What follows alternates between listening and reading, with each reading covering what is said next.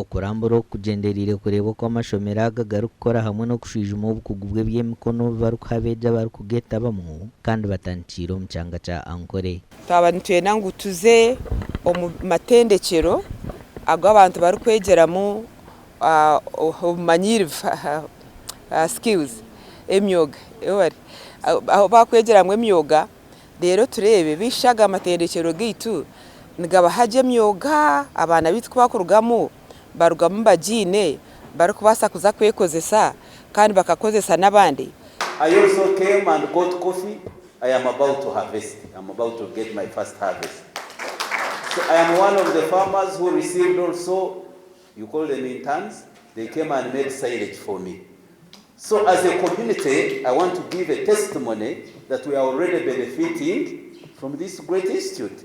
Dr. Akadirisa ryagendo ry'omuhandiiki w'entuuro mu Minisiture y'Obwegyese n'emizano nagira ngu enkora ya Technical and Vocational Education and Training TVET neha omugisha abeegi kushoma barikuta omu nkora barikushomesebwa ehwera abeegyese okutunga obukugu kandi hariho amatsiko ngu neija kurwanisa ibara ry'emirimo omu ihanga. Abakuba ensi egi ei turimu hati terikwenda mpapura zonka, nenda omuntu orikumanya emyoga aza akagikozesa akareetera ebintu kubaho.